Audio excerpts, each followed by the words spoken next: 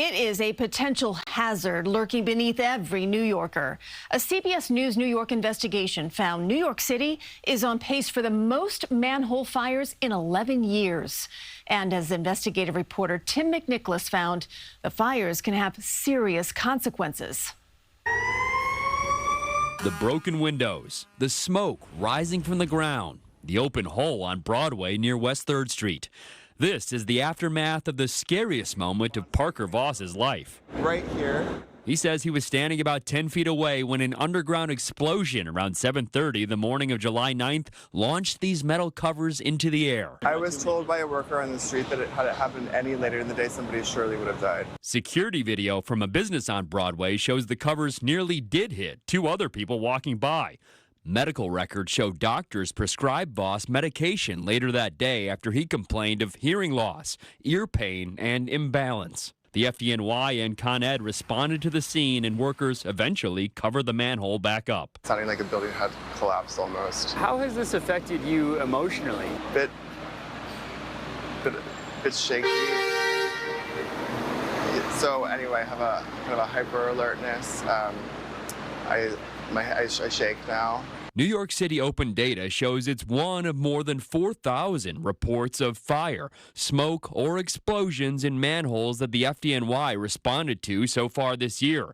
Back in 2023, firefighters responded to just 1,300 all year, a number that climbed to 2,800 in 2024, then 4,400 in 2025. That's a 200% increase over the last few years, and this year is on pace for the most manhole fires or smoking manholes in the city since 2015. It is truly horrific for New Yorkers to wake up to stories about exploding manhole covers.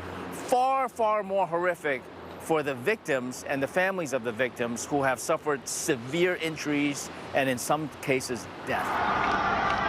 A manhole explosion in 2022 in Times Square sent New Yorkers scrambling in fear. In 2015, a manhole cover in Brooklyn landed on a man's head and seriously injured him. And in February of this year, two kids suffered minor burns from a manhole explosion in Tribeca. I have proposed in the past greater fines for Con Edison on a per incidence basis, because part of the problem is that they face no music if something like this happens. Is there maybe anybody from executive leadership who'd be able to talk to us about all the manhole fires that have been happening? Con Ed, which owns not all, but most of the electrical manholes in New York City, would not agree to an interview. Maybe they can reach out to someone in public affairs or corporate affairs. You know, we tried that. We asked for an interview with them, and they would not agree to it. Oh, okay. Oh, God. A company spokesperson emailed us saying safety is our priority and saying fewer than 1% of its 268,000 manholes are involved in an emergency response each year. Con Ed says most of those responses are for smoking manholes where there are no flames. Well, it seems like it's getting more and more frequent. Part of that is probably the aging infrastructure, but there needs to be a solution. Con Ed says the July 9th explosion was likely related to the hot weather, as recent heat waves increased demand for power. The company says it's been using stronger cables, thermal cameras, and graded covers to try to prevent fires, and special latches on 3,300 manhole covers to keep them from flying off. That means the vast majority of Con Ed's manholes don't have those latches, and the company would not tell us whether any of those tools were in place here on Broadway. I just don't feel quite normal. I'm off. I'm not having normal thoughts, so I can't always still figuring this out. Con Ed says the top cause of manhole fires is the salt used to treat snow, which corrodes electrical wires.